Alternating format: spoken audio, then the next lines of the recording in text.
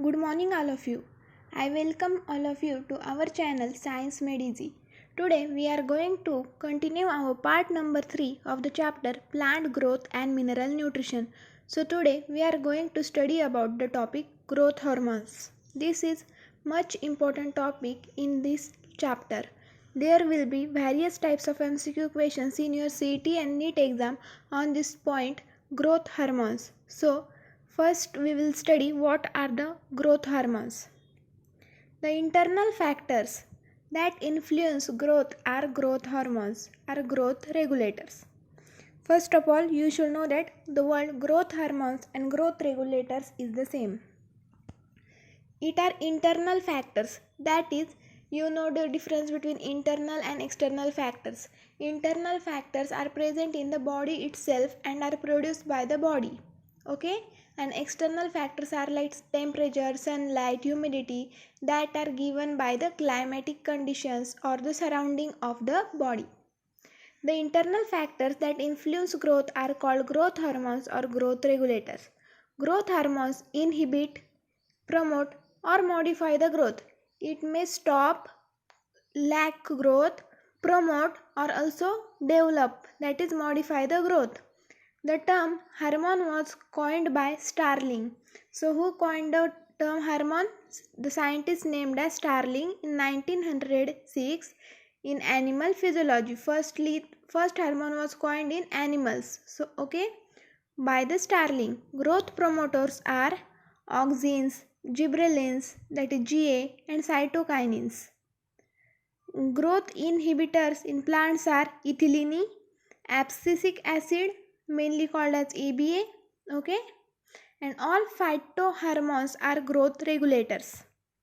See, growth promoters means the hormones which promote the growth, and growth inhibitors means the hormones which inhibit the growth. So promoters are auxin, gibberellin and cytokinins, and inhibitors are ethylene and abscisic acid.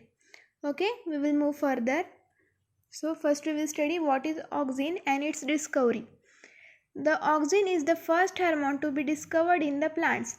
So which is the first hormone to be discovered in the plant? Auxin is the first hormone to be discovered in the plant.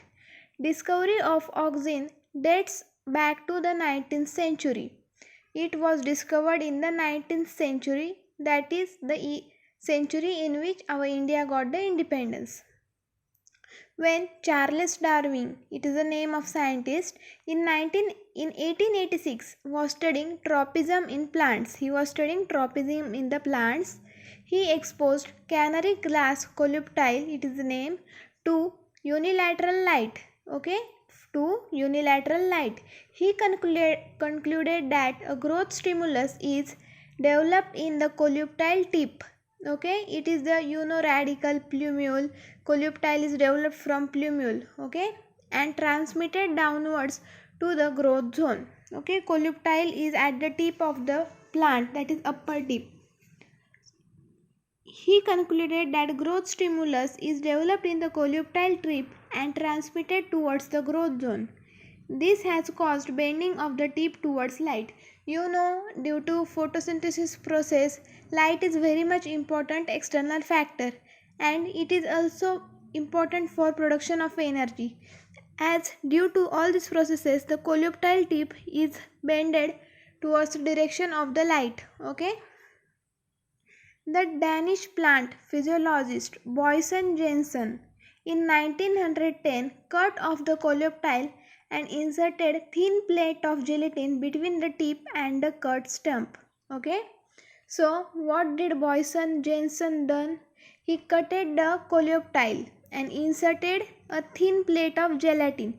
It is a liquid type substance between the tip and a cut stump. He observed that colubtile tip still bends towards the unilateral light. See, what Boysen Jensen cutted the tip of the colubtile, but still for the absorption of light for energy production, the plant remaining colubtile bends towards the light direction.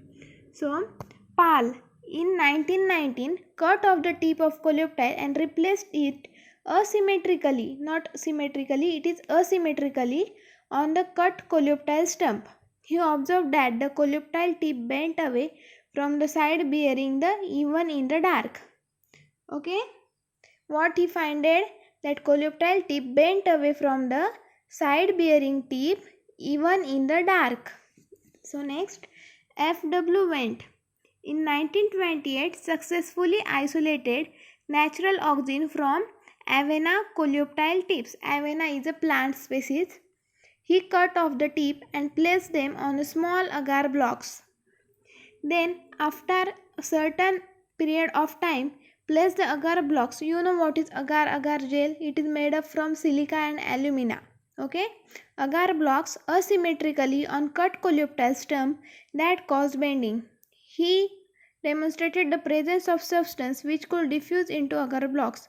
Wendt named this substance auxin. So, due to all these experiments, we come to know at last that the substance which is responsible for bending of the coleoptile towards light is none other than auxin. So, this was the discovery of the auxin. So, we will stop here in this lecture. We will continue next point in our next lecture.